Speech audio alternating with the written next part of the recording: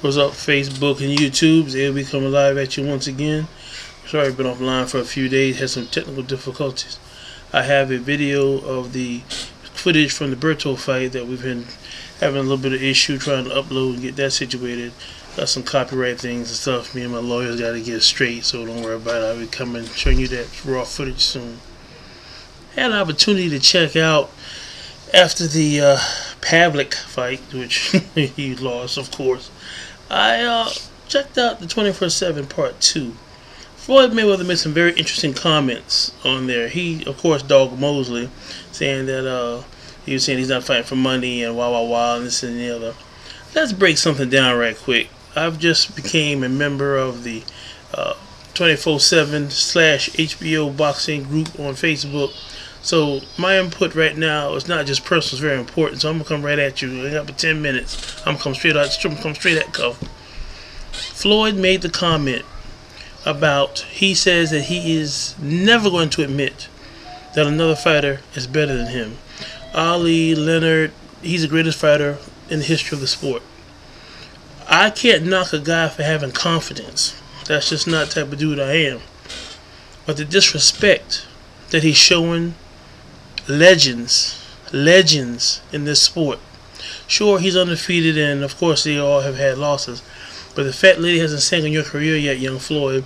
Let me explain something to you and break something down to you real quick. 3 things I've said already that those who haven't seen and heard my other videos, please go back to Zemo's Son on YouTube, right here on Facebook, and check them out. I said there's 2 fights that are pivotal. 2 fights, if you put them together, make the recipe to beat Floyd. One is the Castillo fight. That popped in my mind, and for some reason, when I watched the 24/7, it was in my mind as I was watching it. And when I saw this scene, when I saw Mosley's trainer watching fights with Mosley and some of the camp and everything, everything was all good, showing old Floyd fights. That old Floyd fight stuff ain't gonna really help you because he's really developed since then. But after everybody went to bed and everybody went to sleep, my mouth was salivating. I just had to wait right quick. The trainer was watching the video, Floyd, of your fight with Castillo by himself. I wonder why. Kind of stuff makes me go, I'm going to tell you why. He hasn't seen my video, of course. It's too important. But he knows the same thing as any hardcore, down-to-earth, 150% pure boxing fan and or enthusiast knows. The best way to gauge how to beat a fighter is to watch the one fight that we all think you lost. The Castillo fight for the welterweight, for the lightweight title, WBC. I'm gonna put it to you like this here, my friend. He's watching very carefully. Now he may not have put the Zab Judah equation in there as of yet, but I'm gonna tell you like this here. When he put Zab Judah and the Castillo fight together, that's 6 rounds of defeat for Floyd Money or whatever Mayweather. He also made several other comments that I wanted to address real quick. Him being the best fighter in the history of the sport. Self-confidence in the man, can't hate on you for that. I gave you your props for that because you got self-confidence. No fighter is ever going to put himself above the sport he loves. He can say, oh, I feel like I'm one of the best out there. Or he can say, oh, I feel like I've contributed to my sport or I give back to my community. That's all beautiful, lovely, and good. When he talks about how Mosley don't make as much money as him and he's a money draw of the sport, he's face of the sport. Let's go back 10 years. It's 2010. Let's go back a little bit. Matter of fact, I'll go back even further than 10 years. If everybody can just bear with me for a moment. When De La Hoya, who has been the cash cow of boxing since the early 90s, when he fought in his biggest fight to date, the fight with Felix Tito Trinidad to unify 2/3 of the welterweight title, lost the decision. His very next big fight was with a young man who had came from the lightweight division to the welterweight division to battle for the vacant WBC welterweight title. What was that guy's name? Sugar Shane Mosley. Nah, I remember now. That was the largest pay-per-view fight at the time. De La Hoya was the draw, Mosley was the rising star. Fast forward a little bit. De La Hoya goes up in weight.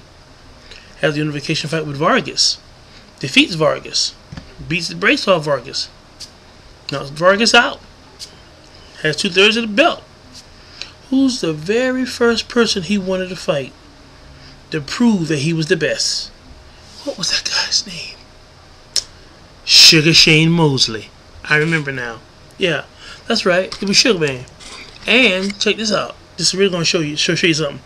Not only was he willing to fight him the second time for the unified belt, he even broke the numbers he made in the first pay-per-view fight. Let me ask a question. Where were you, Floyd, when all this was going on? Oh, that's right. You were fighting Castillo and all those little smaller guys in the smaller weight divisions. So the bottom line came down to this, Mr. Floyd Mayweather. When the opportunity to be the big pay-per-view draw came up, you weren't big enough to fill the shoes yet. De La Hoya made his bones with 2 big pay-per-view showings against the same guy that you're going to be fighting May 1st. Sugar Shane Mosley. Now, you made comments that you're the face of boxing and you're the money Mayweather. You do realize that Mosley, as a partner, business team member, or whatever his role in Golden Boy is, gets a percentage of Golden Boy. Golden Boy Promotions, he don't have to earn it. He can sit at home and don't throw a punch and make money, which I'm sure you probably can too if you're smart to make some interest accounts off your money. But the bottom line is, he has a maturity level you haven't reached as of yet. See, you and the rest of the Planet of the Apes clan, your father, your uncles, Roger, Jeff, and all them, I didn't believe in evolution until I saw your family, man. They said man came from apes. I say Genesis, say lion. Now, you mess it all up. We don't know. But back to this. The bottom line comes down to this.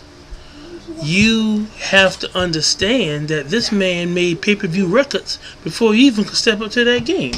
By the time you got this, the biggest pay-per-view numbers, who was it with? What's that guy's name? Oscar De La Hoya. Yeah, that's right. Yeah, the guy that Mosley beat twice, that you beat by split decision barely. So said that to say this: by the time you got to the throne, he already got on, got off, got on, and went on to do something else.